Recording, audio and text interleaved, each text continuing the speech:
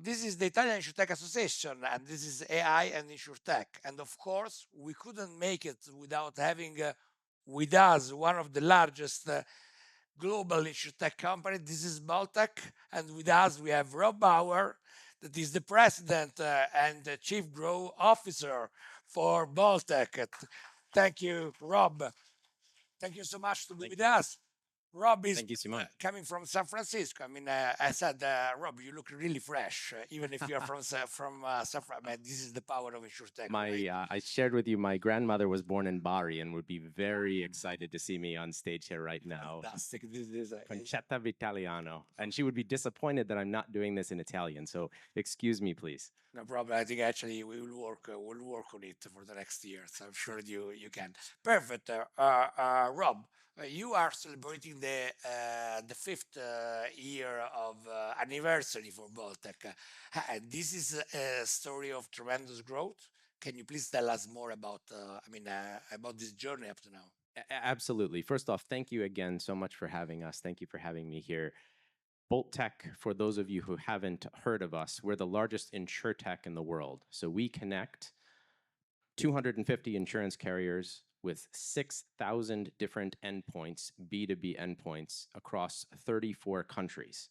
In the last 12 months, this system has quoted 59 billion in premiums over the last 12 months. So the system works, it's plugged in, customers believe in it. And to answer your question, what has made us so successful? It's some version of customer trust, number one.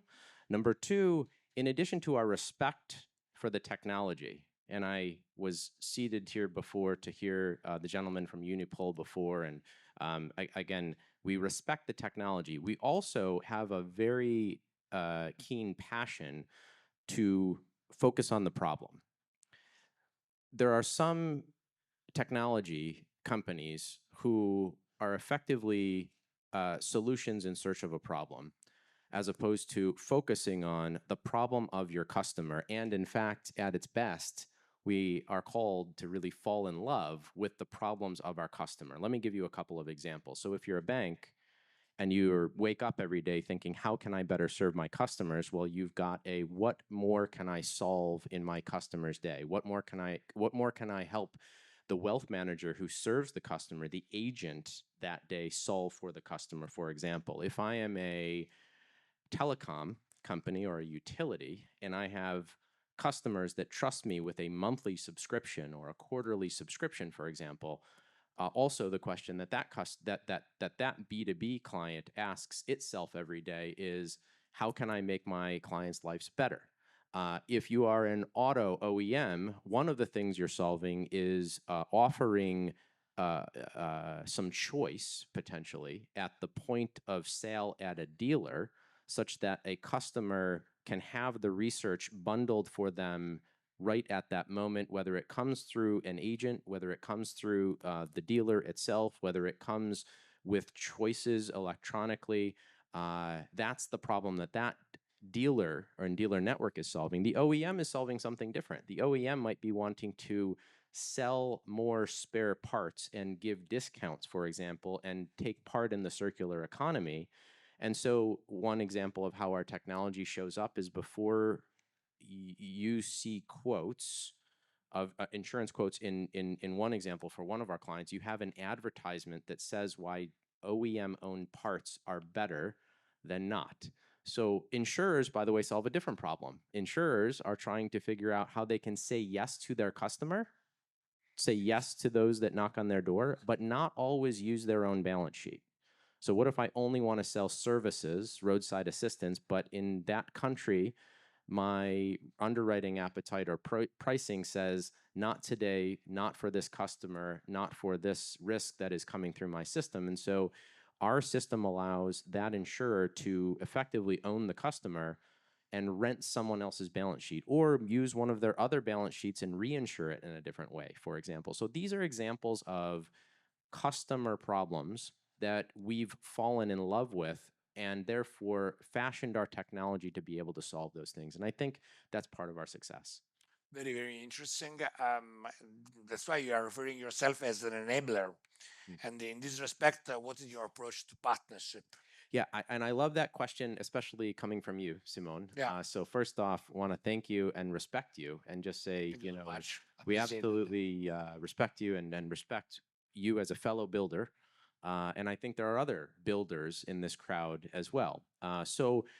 First off, there is some noise we feel in the industry around winners and losers and disruption. The answer is disruption. I will tell you, 7 years ago, I was lucky to be appointed the Chief Innovation Officer of AIG. I was personally moved from New York to San Francisco, where I'm now based, and asked to open AIG's front doors to Silicon Valley. And I have just seen a lot since. I invest all that insight and what I've learned and the mistakes, frankly, that I've made over those years and what we bring to bear at bolttech. But the partnership mentality is core to who we are. We truly know that we're part of an ecosystem. And for us to be part of an ecosystem, insurers need to win, clients need to win, others doing something similar also need to win. When you get into some of the differentiating, components, those seem to speak for themselves from a global scale perspective, from how we're using AI, which I think we'll talk about a bit.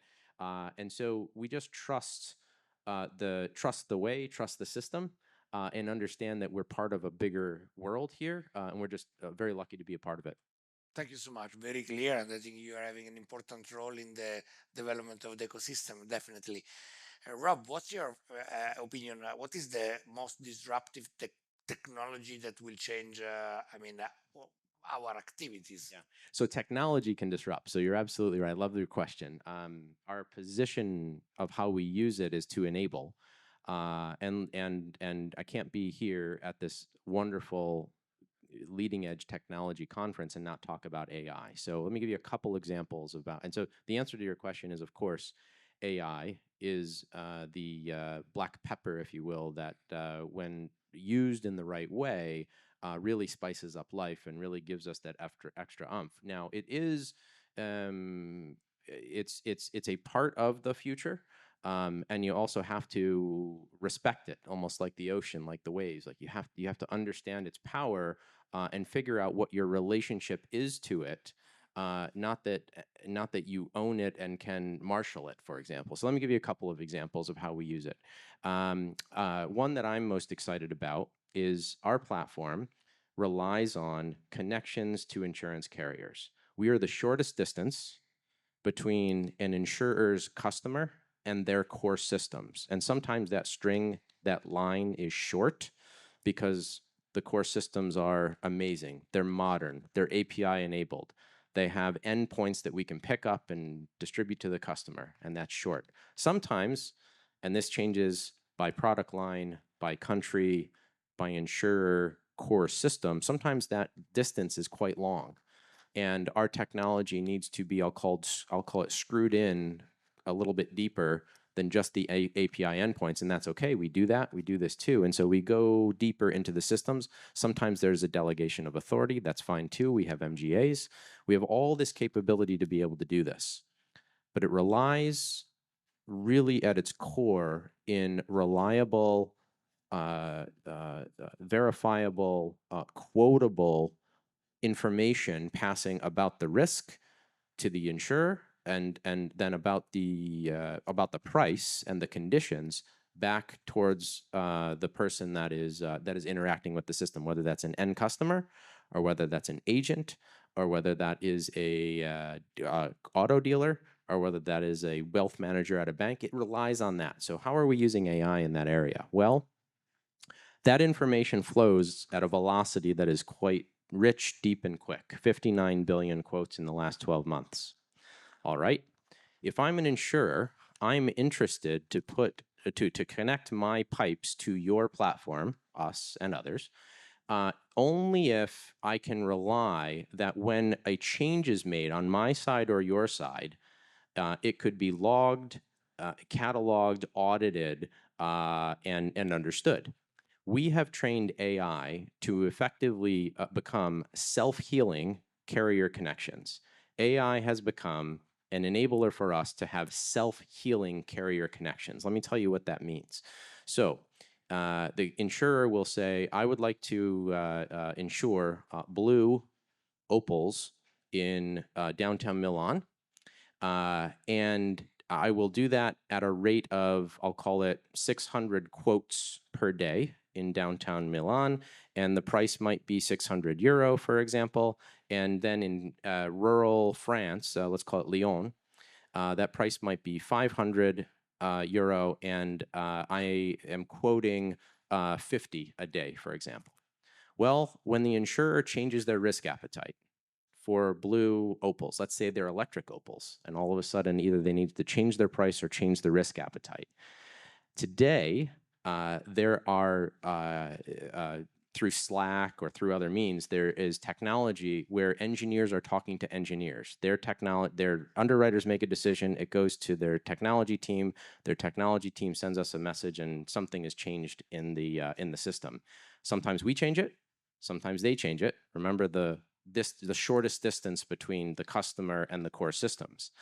Oftentimes, that change is made so rapidly and so quickly and with such volume that it's made incorrectly. So what happens when the system is returning 600 quotes a day in Milan, for example, for electric blue Opals, but all of a sudden it starts returning prices of 60 euros instead of 600 because something was changed by one side or another in the process? Well, the AI has been looking at that flow of 59 billion in premium of data across the system for so long that it knows instantly within hours and alerts both sides and says, hey, we have a problem. What can we do to fix it? That is an example, very detailed way, but in a very practical way of, if I'm an insurer, I want to join a platform that is able to help me make sure that my pricing and my risk selection and my underwriting criteria is accurate and it's timely. And so that is an example of a problem that we solved for a part of our network, the insurers, which cause more insurers to want to join our network, which cause more customers to want to come to our store. I'll just leave it at that. I hope that that makes sense. So self-healing carrier connections is one version of AI that's quite unique to us, and we're going to continue to do that. Very interesting, Rob. Actually, so technology is active, and as we have been discussing up to now, already working properly. 1 minute less question. You are operating in Asia, in the US, in Europe. Give us a motivating answer. Are we sitting behind, very behind, or in line with the others as Europe? Europe is I spend 80% of my time in Europe. Our company of 2,000 people has 800 in Europe. Our beachhead, in fact, is between Milan, actually, as the team knows, who's sitting here now, and Warsaw, Poland. We have a tech center in Porto. So I am super excited, very bullish about Europe, super bullish. I'll also tell you that let me just take a step back. Here's the reason. The reason is because, and this is a InsurTech technology conference that I know a lot of banks are a part of as well. Yeah, so banking and insurance have kind of grown up in parallel tracks, where even cash before cover and multinational binding of policies, for example, that require a local currency to be paid to a local broker in order for coverage to be bound. You've got a bank, you've got an insurance channel, and they don't talk to each other. This is a problem technology can solve. This certainly is. I don't have all the answers, but I know that the regulation that has made Europe so successful, the GDPR requirements, which we're very respectful of and will always get permission first before doing anything, all of that information and all of this is a great a proving ground for technology like ours to be able to solve these customer problems. So we're really excited about Europe. We are all in. I am personally all in, and I hope to see you again some other time if we have more time, another year. Thank you so much, Rob. So next step is that you need to learn Italian to actually for the next. It was Rob Bauer, President, Chief Growth Officer for bolttech Group. Thank you, Rob. Thank you so much. Thanks for your support.